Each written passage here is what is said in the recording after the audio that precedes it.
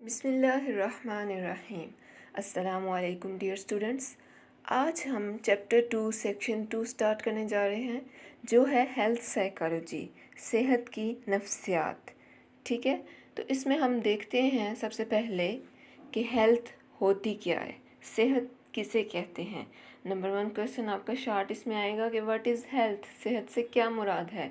ویسے بھی چیپٹر کے انٹروڈکشن میں ہمیں پتہ ہونا چاہیے کہ واٹ از ہیلتھ سائیکالوجی۔ تو آج ہم بیسیکلی اسی کے بارے میں گفتگو کریں گے۔ ہیلتھ کے اوپر اگر ہم بات کریں تو ہیلتھ کہتے ہیں باڈی، مائنڈ اور سوسائٹی کی اپروپریٹ فنکشننگ کو۔ ٹھیک ہے، ایک انڈیویجول کی mental, physical and social functioning appropriate ہوگی، اچھی ہوگی، تو یہ ہے اس کی ہیلتھ۔ یعنی کیا، اس سے مراد یہ ہے صحت کی تعریف کہ جسمانی، ذہنی اور سماجی طور پر وہ اپنی کارکردگی بہتر طور پہ دکھا رہے ہوں۔ ٹھیک ہے، مکمل جسمانی، ذہنی اور سماجی بہتری according to WHO world health organization. ٹھیک ہے، یہ ہوگی ہیلتھ یا پھر صحت کی نفسیات، اور یہاں پر انگلش میں بھی دی ہوئی ہے ہیلتھ سائیکالوجی چیپٹر کے نیچے ڈیفینیشن کی ہیڈنگ میں۔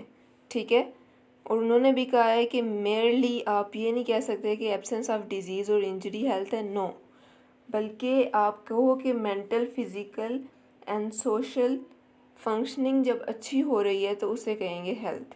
اس کے بعد نیچے ہی ہیلتھ سائیکالوجی کی ڈیفینیشن دی ہوئی ہے، وہ بھی ابھی ہم پڑھتے ہیں۔ ٹھیک ہے، ہیلتھ سائیکالوجی کی ڈیفینیشن ہے اکارڈنگ ٹو WHO صحت کی نفسیات۔ ٹھیک ہے، اس کی کیا ڈیفینیشن ہے؟ اس سے مراد یہ ہے کہ promotion of health, prevention of disease and assessment and treatment of diseases.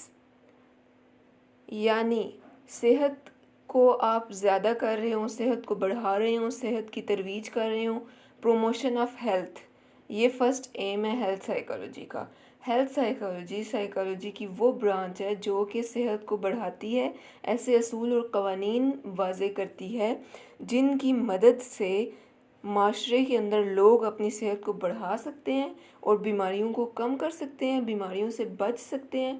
بیماری لگنے سے پہلے ہی آپ کو بتا دیا جائے کہ یہاں بیماری کا خدشہ ہے تو آپ وہ بیماری اس سے بچ جاؤ۔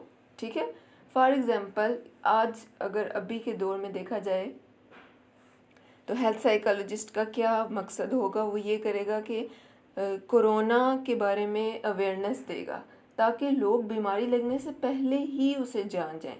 ٹھیک ہے، صرف کورونا نہیں بلکہ جتنی ڈیزیز ہوتی ہیں، ہیلتھ سائیکالوجسٹ ہیلتھ کی پروموشن پہ زور دیتے ہیں، پریونشن آف ڈیزیز، اور پھر اسیسمنٹ اور ٹریٹمنٹ کی بات کرتے ہیں۔ ٹھیک ہے، یعنی تشخیص اور علاج۔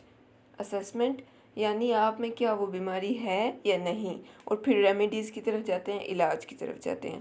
یہ ہوگی ہیلتھ سائیکالوجی کی ڈیفینیشن۔ اس کے بعد تھرڈ کویسچن ہے شارٹ، وہ بھی ڈیفینیشن ہے، وہ ہے ایڈجسٹمنٹ، مطابقت فرد کی وہ صلاحیت ہے جس کے تحت فرد اپنے ماحول کا مشاہدہ کرتے ہوئے اس کے مطابق ہو جاتا ہے، اس کے مطابق اپنے آپ کو اختیار کر لیتا ہے۔ ٹھیک ہے، ایک ایگزامپل دیتی ہوں۔ فار ایگزامپل ایک بچہ میٹرک کے امتحان دینے کے بعد اسکول کو کلیئر کر لیتا ہے، اب اسکول کے بعد اسے کالج میں جانا ہے۔ اسکول کا انوائرمنٹ چینج ہوتا ہے، کالج کا چینج ہوتا ہے، دونوں میں بہت ڈفرینس ہے۔ اب اسکول میں جیسے جیسے بچوں کی طرح ٹریٹ کیا جاتا تھا، کالج لیول میں ایسا نہیں ہوگا۔ تو یہاں پر بچے نے اگر اس کے اندر ہیلتھ ہوئی، اور نہ صرف فزیکل بلکہ مینٹل اور سوشل ہیلتھ بھی ہوئی، تو وہ اچھی طرح کوپ اپ کرے گا۔ ٹھیک ہے، ایڈجسٹ کرے گا نیو انوائرمنٹ میں، کالج کے انوائرمنٹ میں۔ ٹھیک، ایڈجسٹمنٹ کی ڈیفینیشن انگلش میں بھی یہ دی ہوئی ہے، تو یہ آپ لوگ کر لیں، تینوں شارٹ کویسچن۔ اس کے بعد ہم ایک لانگ کویسچن کے اوپر آتے ہیں، وہ ہے different view points of mental health, ذہنی صحت کے مختلف نظریات۔ یہاں 6 دیے ہوئے ہیں اردو کی بک میں، انگلش میں آئی تھنک 4 دیے ہوئے ہیں، لیکن آپ اتنے ہی کریں جتنے آپ کی بک میں دیے ہوئے ہیں۔ سب سے فرسٹ ہے میتھولوجیکل ویو پوائنٹ، اساطیری نقطہ نظر۔ یہ متس پر مشتمل ہوتا ہے۔ اب بتاتی چلوں کہ یہ ہے کیا ویو پوائنٹس جو دیے ہوئے ہیں مینٹل ہیلتھ پہ، وہ یہ دیے ہوئے ہیں یہ جو ڈفرینٹ ویو پوائنٹس بتائے ہوئے ہیں 6، یہ 6 کی 6 ہمیں یہ بتائیں گے کہ مینٹل ہیلتھ ہوتی کیا ہے، ہم اسے اچیو کیسے کر سکتے ہیں۔ تو سب سے پہلے میتھولوجیکل ویو پوائنٹ، حالانکہ یہ ویو پوائنٹ غلط ہے اور اسے جو ہے نا اس کے اوپر بہت زیادہ کریٹیسزم ہے، لیکن ہم پڑھ لیتے ہیں کہ یہ ہوتا کیا ہے۔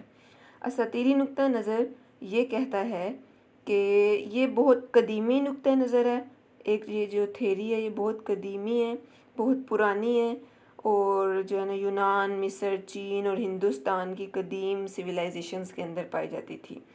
یہ لوگ کیا کہتے ہیں کہ مینٹل ہیلتھ تب حاصل ہوگی جب آپ دیوی اور دیوتاؤں کے پیروی کریں گے، ٹھیک ہے، جو ان کے بیلیوز تھے اور رانگ بیلیوز تھے اس وقت کے، ٹھیک ہے، اس کے مطابق یہ کہتے تھے۔ یعنی اگر آپ نے کہیں سٹوریز میں یا کچھ بکس لٹریچر میں یا کچھ اس طرح سے پڑھی ہوں ہسٹری میں، تو آپ کو پتہ ہوگا کہ جو اولڈ ریلیجنز تھے، کچھ رانگ ریلیجنز، ان میں کیا ہوتا تھا کہ دیوی دیوتا کی جا کے پوجا کی جاتی تھی، آج بھی کی جاتی ہے، کچھ لوگ کرتے ہیں، تو ان کی خوشی کے لیے انسانوں کو بھی قربان کر دیا جاتا ہے۔ اور جب کوئی انسان بیمار ہوتا تھا تو وہ ان کے رانگ بیلیوز یہ کہتے تھے کہ یہ بیماری ان کی وجہ سے آئی ہے، ٹھیک ہے، یہ ناراض ہو گئے ان کے نعوذ باللہ خدا، اور ان کو خوش کریں گے تو یہ بیماری دور ہو جائے گی، ٹھیک ہے۔